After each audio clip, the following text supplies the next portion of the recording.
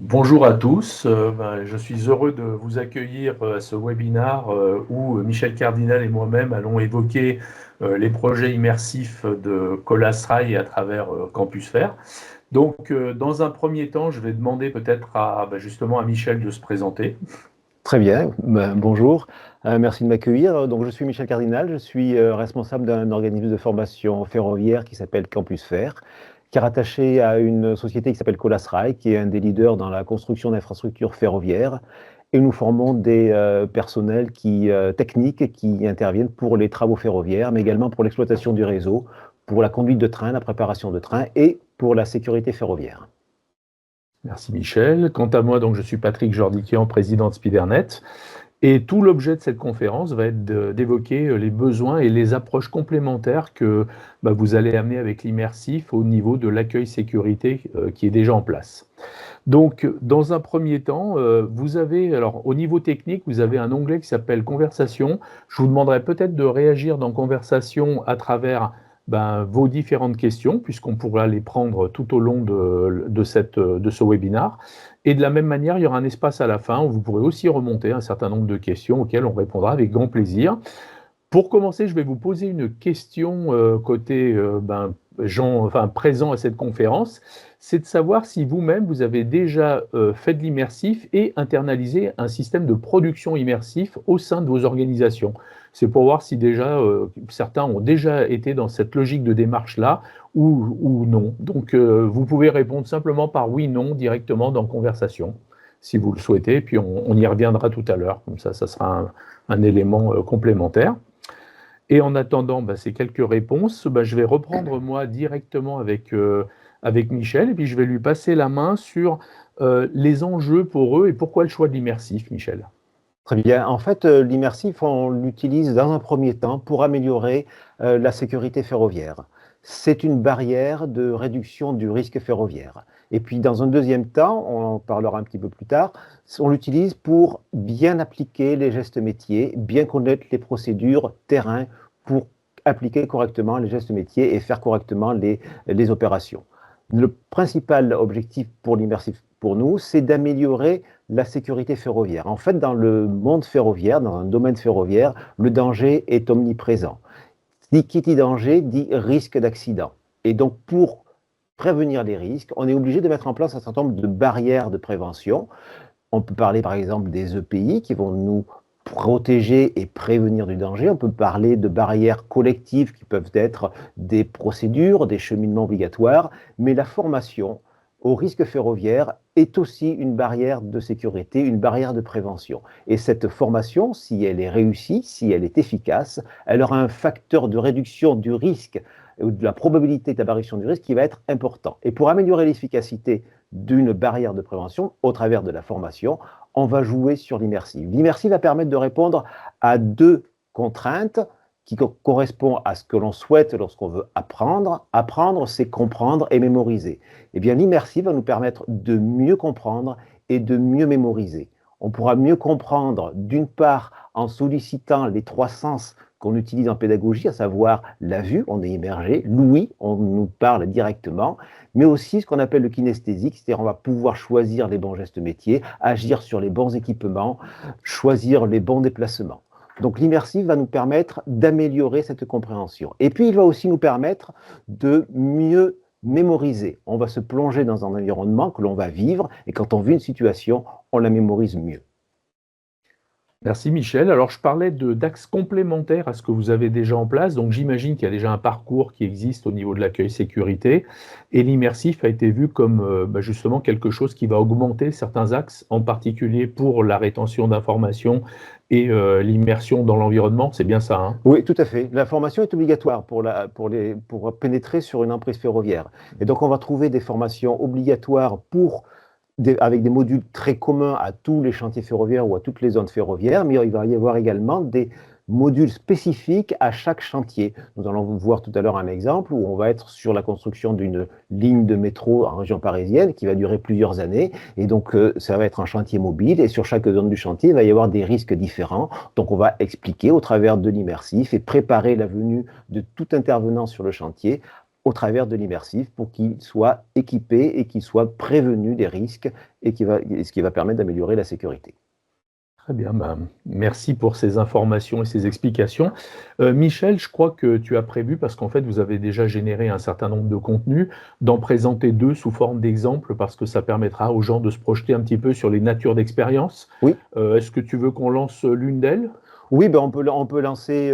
Il y a plusieurs applications ou des expériences qui ont été filmées, qui ont été condensées. Il y a une première expérience qui concerne effectivement la construction de la ligne 17 ou l'accueil sécurité sur la construction de la ligne 17, où on va voir différentes situations, notamment une situation où on choisit ses EPI, une situation où on circule, une situation où on est en tunnel, où on fait attention aux engins rail-route. Il y a une autre situation où ensuite on est sur une gare et on doit détecter des informations pour trouver des informations qui vont permettre de nous repérer.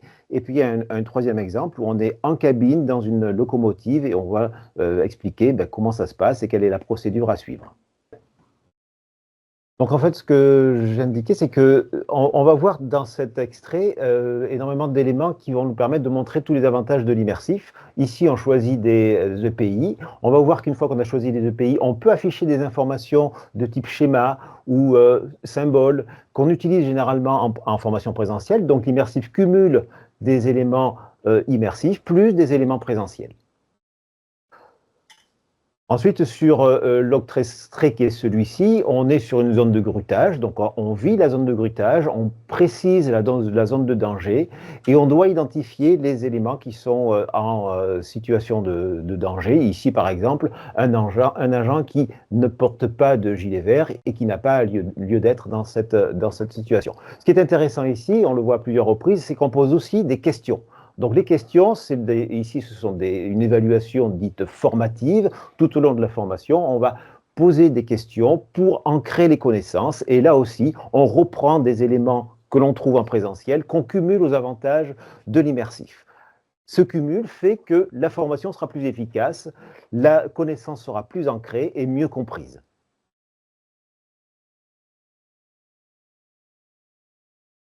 Alors j'en profite en attendant que la ressource avance, Michel. Là, on évoque cette ressource finalement et cette expérience, elle a été menée comment au sein de ton organisation? C'est-à-dire qu'en fait, vous avez détecté le sujet, Oui, puis vous l'avez développé c'est avec ça. une expertise terrain, formation et pédagogique, C'est hein, ça. pour que ce support corresponde aux besoins que vous C'est ça. aviez, hein. Avec le client, on a construit un scénario. Mmh. Ensuite, on est allé sur site faire des prises de vue. Et ensuite, on a mis en place les éléments pédagogiques que l'on a vus, tous les objets pédagogiques que l'on a vus. Et ce qui est intéressant maintenant, c'est que, comme c'est un chantier, je l'ai dit, qui est évolutif, qui est mobile, tout au long du chantier, l'accueil sécurité va évoluer et c'est le client lui-même qui va faire les prises de vue. Donc, il va pouvoir saisir et être là pour saisir des opportunités que l'on n'aura pas l'occasion de revoir souvent. Oui, donc il y a vraiment cet intérêt de pouvoir faire évoluer la Oui, ressource aussi parce que, bien sûr, tout ça, c'est mouvant, hein, sur c'est le ça, terrain. tout à D'accord, fait, très bien. tout à fait. Est-ce que ce que je te propose, Michel, c'est qu'on lance la deuxième expérience peut-être? Cette fois-ci, ne directement avec ton commentaire dessus, D'accord, voilà, si ça te va? d'accord. Donc dans cette expérience ici, on est dans une zone où on doit reproduire un geste métier, c'est-à-dire ici le bon déplacement, choisir le bon cheminement, les bonnes circulations. Et on va ensuite descendre dans le tunnel où l'on construit la ligne de métro. Ici, nous sommes dans le tunnel, bien évidemment, donc nous sommes près des voies ferrées, ce qui veut dire que nous sommes dans une zone dangereuse. Zone dangereuse, ça veut dire prévention des risques, prévention du risque d'accident. Ici, nous allons voir une pelle rail route, ce qui est appelé PRR, c'est une pelle rail route, c'est un engin qui circule à la fois sur la route et sur le rail, mais qui donc peut être dangereux. Le risque sur le ferroviaire, c'est qu'on n'entend pas le danger venir. Donc au moment où le danger est là et qu'on le voit, c'est souvent trop tard, donc il faut prévenir les risques et il faut avoir les bons gestes, notamment sortir de la zone dangereuse qui est indiquée ici par les éléments pédagogiques. On félicite le client et puis le stagiaire et puis on montre ici le geste métier. Comment contourner un obstacle, comment prévenir le conducteur de l'appel rail route. Ici, nous sommes dans un autre environnement où on a une chasse au risque et on doit se repérer sur une emprise ferroviaire. C'est une formation qui est obligatoire pour accéder à toute emprise ferroviaire. Et ici, on doit chercher des informations qui vont nous permettre d'identifier quelle est la voie la plus proche de nous. Donc on cherche sur l'élément, on trouve un poteau caténaire. Sur ce poteau caténaire, il y a un numéro 2, il y a deux voies, c'est sûrement ça. Eh bien non, c'est pas ça. Ce qu'il fallait cocher, c'était le numéro 12 qui indique que c'est une voie paire, donc c'est la voie numéro 2. Un peu plus loin, nous allons sur le quai, au bout du quai, et on doit estimer une distance. C'est important d'estimer une distance pour permettre de savoir combien de temps on peut avoir de disponible avant que le train arrive à notre niveau. Donc il y a un certain nombre de choses à savoir. On peut rajouter, c'est ce qui a été fait ici, on peut rajouter des vues 2D, à haute définition, qui nous permettront par exemple d'estimer la distance. La distance, on va l'estimer en comptant le nombre de poteaux caténaires. Entre chaque poteau, il y a à peu près 50 mètres. Donc il y a un certain nombre de poteaux qui nous disent ça fait 400 mètres. Et ensuite, on se trouve ici sur une vue qui est très intéressante parce qu'elle permet d'intégrer une vidéo et de comprendre le danger qu'il peut y avoir. On voit qu'entre le bord du quai et la ligne jaune, c'est la zone dangereuse et nous sommes dans cette zone dangereuse. Donc ce qui veut dire que s'il y a un train rapide qui arrive, on risque d'être happé et donc d'être décédé directement. Donc on va voir le train qui arrive. Si le stagiaire qui fait cette formation n'a pas détecté qu'il était en zone dangereuse, dans ce moment-là, il a perdu. Et donc, il a vécu une situation qu'il ne doit pas reproduire. Donc, voilà. Oui, à travers ces exemples, ce qu'on voit, globalement, Michel, c'est que finalement, tu parlais très fortement d'ancrage au début, parce qu'on est quand même sur des enjeux de sécurité qui ont une valeur, j'imagine, fondamentale au sein du groupe. Et puis on a un deuxième axe qui est le fait, on parlait de stagiaires, donc de gens qui connaissent pas forcément parfaitement tous les sites. Et donc l'idée, c'est de les immerger en amont pour que quand ils arrivent, ils n'aient pas cet effet de surprise, d'erreur qui peut être plus marqué. Hein. C'est bien ça. C'est ça. L'apprentissage terrain est plus rapide, mais en plus de cela, il y a une souplesse dans l'apprentissage, c'est-à-dire qu'on peut apprendre non pas sur le chantier, mais on peut prendre le temps de se poser, d'être à son bureau ou d'être à domicile pour prendre le temps de faire l'expérience immersive et de mieux ancrer, mieux comprendre, éventuellement refaire l'expérience et être préparé à arriver sur le terrain. Et quand on arrive sur le terrain, il y a quand même toujours un rappel des sécurités, c'est obligatoire aussi, où on va présenter les particularités dites locales qui sont propres au chantier, présenter les particularités qui sont propres à la journée de travail. Très bien. Alors ça m'amène à une autre question, cette fois-ci, Michel, c'est plutôt dans la logique de déploiement et d'usage. C'est-à-dire qu'en fait, c'est une ressource qui doit être vécue possiblement en autonomie. Oui. C'est bien ça. Tout à fait. Et également sous d'autres formats pédagogiques peut-être et d'autres constructions, hein, c'est ça? Oui, on peut le mettre en autonomie. Donc les expériences qui ont été faites là, et qui ont été développées avec Sphere sont mises à disposition sur un Learning Management System, un LMS, qui va permettre d'accéder, notamment sur la formation où on fait une chasse au risque sur une gare, on va permettre d'accéder de donner l'accès à un grand nombre de stagiaires à cette formation. En 2024, on a à peu près 6000 stagiaires ont été formés. Alors, pas tous en immersif, beaucoup en présentiel, mais une grande partie et de plus en plus choisissent l'immersif parce que c'est souple, c'est rapide, c'est efficace. Très bien. Donc 6000, ça c'est l'échelle de tous les stagiaires sur l'année. Et après, il y a une autre modalité qui se veut un peu plus présentielle, c'est ça? Alors effectivement, l'accueil sécurité avec un casque en réalité virtuelle se fait sur chantier. Et là, effectivement, on a sur le chantier de la ligne 17 par exemple, on a 4 casques à disposition et les stagiaires n'arrivent pas tous en même temps, donc ils peuvent arriver tout au long de la journée, tout au long de l'année, donc c'est intéressant parce qu'on n'a pas obligatoirement de personnes disponibles pour faire une formation présentielle à un groupe important. Donc ce qui est intéressant, c'est effectivement d'avoir cette souplesse et de pouvoir former immédiatement sur casque à réalité virtuelle.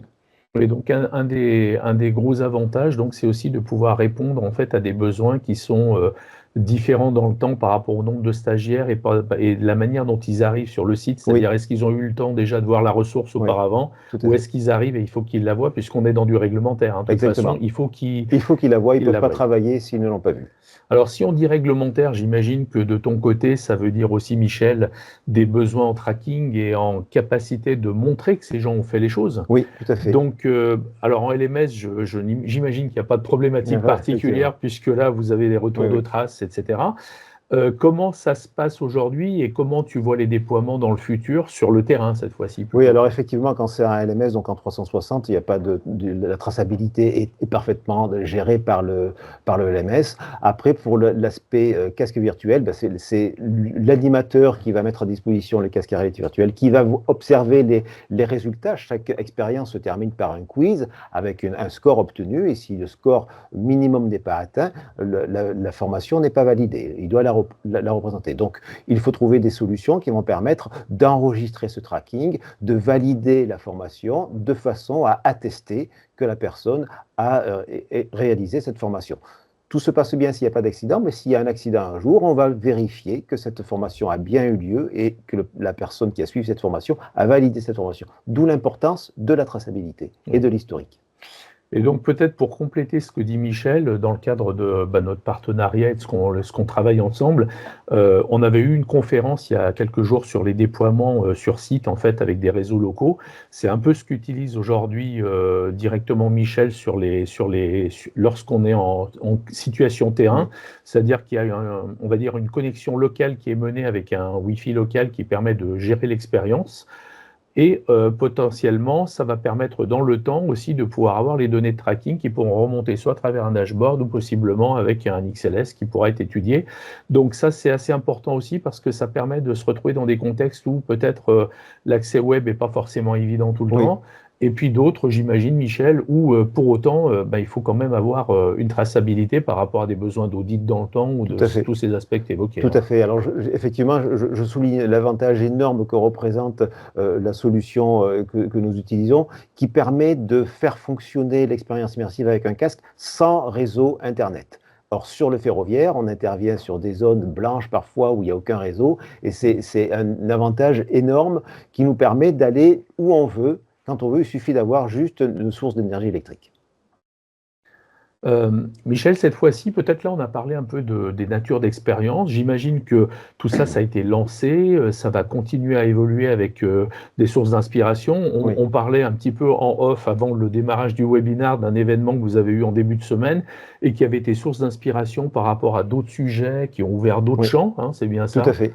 Et Oui, donc, oui. c'est quelque chose qui se développe dans le sens des idées et de la construction dans le temps de pas mal de ressources, en Oui, fait, hein. oui, en fait, quand de nouveaux clients ou des prospects ou des entreprises testent la réalité virtuelle, ou la réalité immersive, il y a un premier effet qui est l'effet waouh et qui va permettre aux personnes de se projeter assez facilement dans leur contexte. Ils voient ce qu'on a fait sur un site et ils se disent: ah, mais tiens, mais ça serait très bien sur mon site, j'imagine bien ceci, j'imagine bien cela, et je construis quasiment le scénario. Et souvent, dans les formations ferroviaires ou dans la réglementation ferroviaire, il y a des procédures qui sont très strictes et qui représentent quasiment le scénario. Donc, on a la chance d'avoir des scénarios qui sont quasiment écrits. Donc, il suffit de les dérouler, de faire des prises de vue en fonction des différentes séquences de déroulement des procédures, et on construit ainsi un scénario assez facilement et assez rapidement. L'avantage de la réalité immersive, c'est que, par rapport à une réalité virtuelle où on doit reconstruire l'environnement, c'est qu'en réalité immersive, il suffit de faire des prises de vue et on gagne en temps de développement de façon très importante. Très bien. Alors, une autre petite question, tout à l'heure, tu parlais d'un parcours qui était finalement un parcours obligatoire, du présentiel qui existait déjà et des parcours qui existaient par ailleurs, et puis l'immersif qui est arrivé, et globalement, un certain nombre de personnes qui font le choix de l'immersif, parce qu'en fait, c'est l'un ou l'autre, Oui, quoi, a priori, si j'ai bien compris, hein, oui, oui, oui, oui. c'est ça, Ah, ça peut être l'un ou l'autre, ou ça peut ou être l'un et l'autre. parfois un complément. D'accord, Si c'est un complément, l'immersif sera principalement des questions. d'accord. Si c'est pas un complément, si c'est en autonomie, ou si c'est uniquement de l'immersif, à ce moment-là, l'immersif va apporter de la connaissance, mais va aussi ajouter une évaluation des connaissances.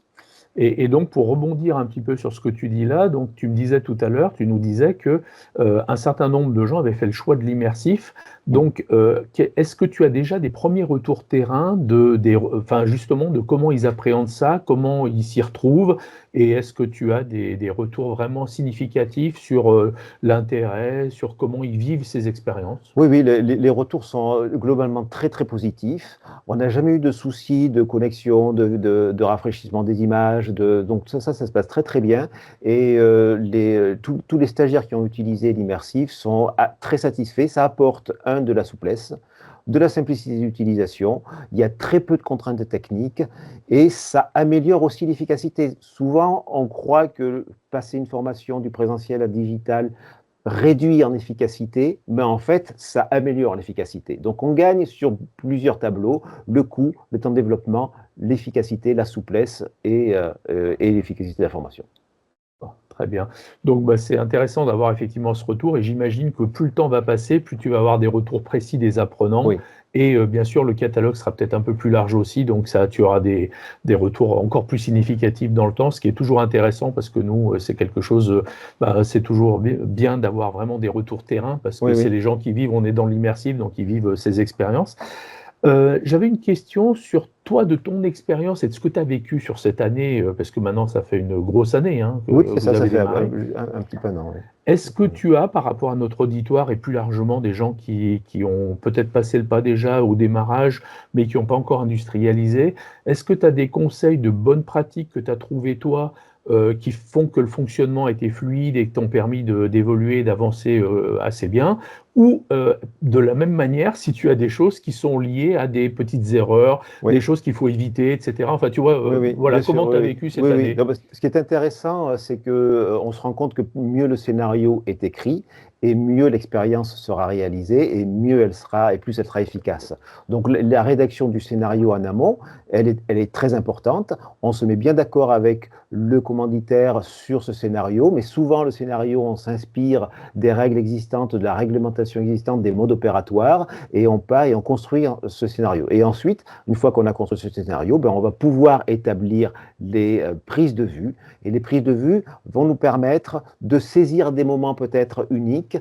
Si le client les fait lui-même, ben, c'est lui qui va peut-être saisir ces moments. Il sera sur site en permanence, il va pouvoir saisir des moments uniques qu'on va pouvoir répéter à foison pour toutes les formations. Donc là, la rédaction du scénario et le choix des prises de vue est importante. Et ensuite, on va utiliser pour développer l'application, on va utiliser un processus de validation avec le client. Pour ce processus de validation, on va le distribuer une version dite bêta sur une plateforme LMS parce que c'est un accès plus facile qu'avec un casque.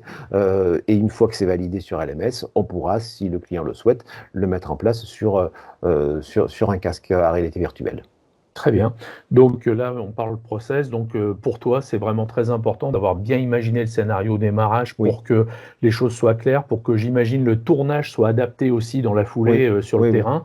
Et donc ma question par rapport justement au tournage, on a vu dans tes images et dans ce que tu avais fait ou ce que vous aviez fait côté Campus Faire, qu'on retrouvait de la vidéo, de la photo, C'est ça. des environnements qui sont multiples hein, sur le terrain Oui, quand vous oui, y oui, allez, que ce soit les conditions temps, les oui, conditions de sécurité, etc. J'imagine que chaque site a sa oui. particularité. Vous fonctionnez comment techniquement parlant? Vous avez une caméra, c'est bien ça? On a une caméra, tout à fait, on a une caméra Insta 360 De et captation qui vous de permet de faire captation, ces tout à environnements-là fait. et vous avez dès le scénario déjà imaginé là où vous allez mettre de la photo, de la vidéo, et cetera, où il y a un peu d'espace d'improvisation Oui, sur le oui, bien terrain? sûr, il y a un Je peu sais pas d'espace comment ça se passe. d'improvisation. Souvent, on essaie de faire peut-être plus de prises de vue. On va en sélectionner certaines pour l'expérience immersive. Quand on veut un peu plus de précision, par exemple, on peut intégrer des vues 2D en haute définition. Par exemple, pour compter le nombre de poteaux-caténaires, par exemple, et estimer une distance. On a vraiment besoin d'être précis. Donc, on peut basculer au besoin sur des vues 2D haute définition. Généralement, souvent, on prend effectivement sur le terrain des différents types de vues 360, différents types de vues 2D, et on fait la sélection une fois rentré chez nous. Mais les prises de vue, c'est pas quelque chose qui est très chronophage en fait. Mmh. Une fois que le scénario est bien établi, que le client a bien préparé notre venue, si c'est nous qui venons, ben, à ce moment-là, ça va relativement vite. D'accord, donc sur cette partie-là, vous avez vraiment appréhendé la partie technologique. Oui, Souvent, enfin, on en parlait mardi, Michel, dans la partie déploiement. Ce qu'on constate que c'est à l'origine, par rapport au premier projet, c'est la crainte la plus importante, c'est que le déploiement et la logique technique soient oui. quelque chose qui soit vu comme une difficulté. De ton regard, avec tout ce que tu as pu mener pendant une année, est-ce que les logiques de déploiement, de tournage, un peu tout ce qui est technique, au-delà de ce qu'on sait faire en pédagogie, en immersif, Oui, oui. on va dire, tu sais, dans digital learning classique, est-ce que cette partie-là, toi, il y a des axes qui sont compliqués encore, ou est-ce que tu as trouvé ton terrain de jeu et que maintenant tout est fluide? Non, non, une fois qu'on a appris à utiliser la caméra, appris à utiliser le logiciel d'édition Sphère, alors vraiment c'est assez rapide, tout est fluide, on a une procédure, on l'applique, on la respecte et puis maintenant ça roule. Ce qui est intéressant aussi, je ne l'ai pas dit, mais c'est qu'on peut internationaliser les formations. Donc aujourd'hui, vous avez vu dans la première vidéo une vue sur sur une locomotive, pour la procédure de démarrage d'une locomotive, c'est quelque chose qui va être utilisé pour la formation des conducteurs de train en Côte d'Ivoire. Et donc, c'est très facile de s'internationaliser, cette vue-là, de s'internationaliser et de pouvoir finalement déployer des formations un petit peu partout dans le monde. Mmh. Oui, donc possibilité Oui, d'essaimer plus oui, oui. largement. Oui. Alors, autre question, parce que tu parlais de sphères, des déploiements, et cetera. Comment se passe la collaboration? Justement, nous, on est éditeurs et donc on accompagne quand, bien sûr, c'est Oui, oui, nécessaire. oui, oui. Est-ce que tu là-dessus, il y a un modèle de fonctionnement pour toi? Est-ce qu'il correspond à quelque chose qui est pertinent dans la continuité de l'accompagnement? Enfin, ou est-ce que dedans, tu as vu des choses peuvent être améliorables? C'est Oui, intéressant. ah bah, nous, bon, on a reçu le logiciel Sphère, on a été accompagné sur la formation. Après, nous, ce qu'on aime bien, c'est quand on a des difficultés, c'est quand même chercher par nous-mêmes, découvrir le logiciel par nous-mêmes. Et puis, naturellement, on a des contraintes de temps, on a des contraintes de livraison. Donc, si on a des difficultés, on n'hésite pas à appeler SpiderNet et les mainteneurs de Sphère qui vont très rapidement, pour le moment, il n'y a pas de problème de temps de réponse. Nous aider à apporter la solution et nous guider dans la solution. D'accord, donc c'est assez fluide pour toi Oui, et pour moi, il n'y a pas de... Oui, oui, tout à l'accompagnement fait. a permis de suivre à peu Oui, près la vitesse de toi, ce que oui, tu voulais faire sur le terrain. Donc oui, tout à c'est fait. intéressant. On est dans les temps. On va remercier notre équipe CS, C'est alors si ça. tout se passe bien, c'est parfait. Alors je regarde un petit peu, Michel, au niveau des questions, est-ce que parmi vous, à travers ce que Michel vient d'évoquer, est-ce qu'il y a des questions particulières, des sujets que vous vouliez aborder ou des questions qui peuvent se poser par rapport aussi, non seulement aux ressources, mais peut-être au-delà de ça, sur l'organisation, parce qu'on le voit, il y a une forme d'organisation à mettre en place, c'est pour Oui, des clients externes c'est ou ça. internes. Donc, bien évidemment, bah, il y a toute une logique de studio finalement interne, hein. C'est ça, tout à fait. Donc, il faut s'organiser en interne pour qu'il y ait une personne qui soit chargée du projet et qui mène le projet à bout, qui contacte le client, qui lui demande de validation, de faire des retours et qui prenne en compte Donc, effectivement, le rôle du formateur présentiel évolue vers un formateur un peu plus digital, un peu plus immersif. Alors pour les personnes présentes sur le webinaire, n'hésitez pas, si vous avez quelques questions, à les poser directement dans Conversation, hein, l'onglet Conversation qui est en haut. Par ailleurs, donc, ce qu'on a vu là, c'est donc un petit peu tout le processus d'industrialisation finalement, Oui, parce que je présume que la première ressource, tu l'avais mise en œuvre, c'était, je ne vais pas dire que c'était un test, mais c'était un pilote productif, quoi, on va oui, c'est dire, ça. comme on les appelle souvent. Et puis maintenant, on est dans des phases plutôt d'industrialisation, donc la méthode est mise en place, les process, enfin j'imagine Oui. que tout ça, ça roule parce que bah, vous avez le vécu de plusieurs expériences qui ont été menées. Maintenant, comment faire pour aller vers des directions qui sont qu'est-ce qu'on peut faire avec l'immersif? Est-ce que vous avez d'autres idées qui commencent à apparaître? Comment ce process de justement trouver ces nouvelles idées, comment il se met en place au sein Oui. de Campus Faire? Alors effectivement, les seules difficultés qu'on a aujourd'hui, c'est qu'il y a de plus en plus de demandes, donc il faut former de nouveaux formateurs et de nouvelles ressources à l'utilisation de l'outil, à l'utilisation de la caméra, puisque ça se multiplie. On commence de nouvelles expériences la semaine prochaine, suite à notre événement de la semaine dernière. Donc effectivement, il y a cet aspect de nouvelles ressources à intégrer. Et voilà, c'est principalement la contrainte que l'on a aujourd'hui. Oui, donc Oui, la structuration pour oui, pouvoir répondre à des besoins, des différents oui, types de besoins qui oui, émergent tout à assez fait. Oui, régulièrement oui. maintenant. Après, D'accord. l'expérience immersive était, il y a 2 ans, un domaine dit exploratoire, c'est-à-dire qu'on ne s'engageait pas, on était observateur, et puis on a fait effectivement une première expérience significative qui est l'expérience Hangar, qui était un proof of concept, hein, un POC, et qui a permis de valider l'idée. On a déclenché tout un tas tas de prestations possibles, de propositions de prestations possibles et de réalisations. D'autres domaines exploratoires en 2026 apparaissent, notamment par exemple la réalité augmentée qui commence à intervenir et qui va être intéressante peut-être sur le ferroviaire. Donc ce sont des sujets qui sont en veille chez nous et sur lesquels on va peut-être s'engager après ce que l'on aura observé dans l'année. Oui. Alors, peut-être, je te le donne en primeur aussi, je ne sais pas si tu avais la formation ou pas, mais Sphere, l'outil Sphere qui a été virtuel va intégrer assez rapidement des logiques de réalité augmentée. D'accord. Donc, voilà, donc, bah oui, voilà, c'était. Bon, bah, c'est bon. Je suis un peu en avance de phase avant la communication, mais voilà, tu pourras regarder, mais il y a des choses qui vont arriver assez rapidement sur la partie réalité augmentée, sur un premier niveau de réalité augmentée. D'accord, c'est très bien. Donc, ben, voilà, donc à suivre. Je regarde s'il y a un petit peu des questions. Alors, il n'y a pas beaucoup de questions, j'en pose beaucoup moi, mais n'hésitez pas, encore une fois, hein, si vous voulez les poser. Ce que je trouve intéressant finalement dans l'expression de cette conférence, c'est que on avait, nous, on avait constaté il y a quelques années une vraie problématique qui était celle de faire émerger des sujets au sein des organisations. Parce qu'en fait, on se dit oui, l'immersif peut apporter, mais on se disait qu'est-ce que ça peut apporter? Ce que je trouve de très intéressant au sein de Campus Faire, c'est que, alors, vous êtes sur un secteur prévention de sécurité qui est, on va dire, totalement adapté à l'immersif, en fait. Hein. C'est un des grands axes de l'immersif, parmi les 4 piliers de l'immersif, on peut dire. Mais au-delà de ça, vous avez mis en œuvre certains éléments qui permettent de créer un cercle vertueux sur la production de contenu et l'identification de besoins.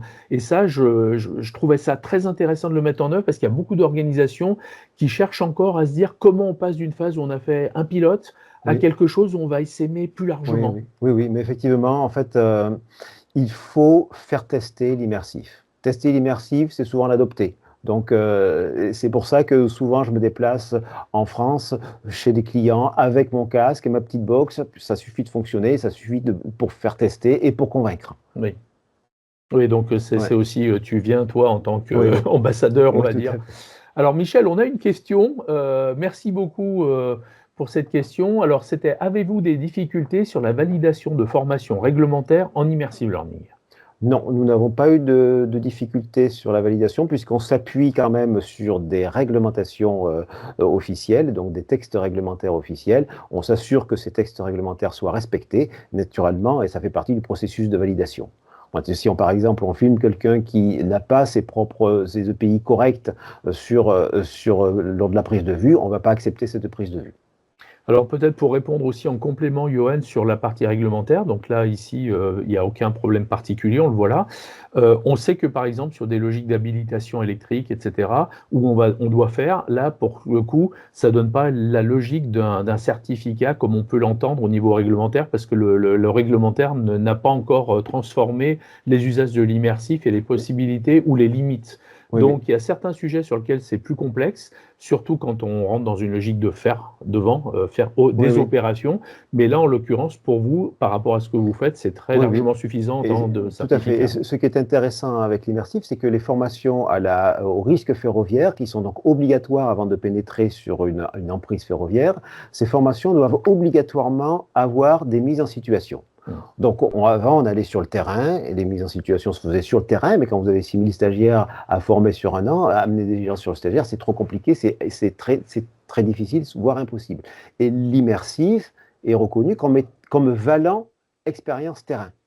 Donc là, on gagne en souplesse, on gagne sur beaucoup de domaines. Bah écoute, Michel, on arrive tout doucettement vers la fin de ce webinaire. Est-ce que tu veux ajouter un mot, quelque chose qui est important? Souvent, on fait une synthèse et si il te restait un conseil à donner aux gens qui sont devant nous, ça serait lequel? Est-ce que tu as une idée de conseil, de quelque chose? Non, mais si je m'appuie simplement sur les chiffres, il y a quelques années, notre activité c'était digitale, à peu près c'était 3% de l'activité, c'était il y a 5 ans, après on est passé à 7, à 12 et en 2025 on était à 30% d'activité digitale. Donc ça veut dire qu'il y a quand même un intérêt pour l'immersif et surtout ce qu'il faut bien comprendre, c'est que la digitalisation augmente l'efficacité. C'est même pas le même niveau que le présentiel, c'est une amélioration par rapport au présentiel. Et souvent, ce qu'on entend, c'est que les gens pensent que c'est une rétrogradation du présentiel. En fait, c'est exactement l'inverse. Ça augmente en efficacité. Bah, merci, c'est intéressant ces chiffres que tu communiques, et surtout cette vision de justement digital, présentiel, parce qu'effectivement, il y a toujours, ce débat-là et enfin, que j'entends moi depuis le début de ma Ouais, ouais, carrière c'est ça. pratiquement. Et ben, merci beaucoup Michel, par rapport à cette participation à ce webinaire et tous tes bons conseils. Merci à vous de votre attention et puis, merci de nous avoir suivis.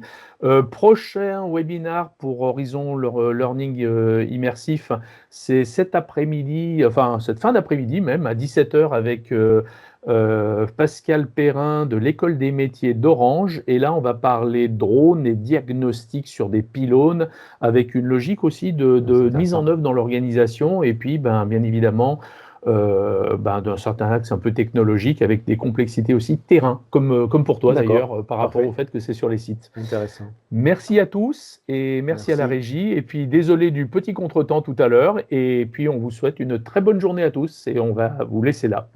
Bon appétit. merci, au revoir.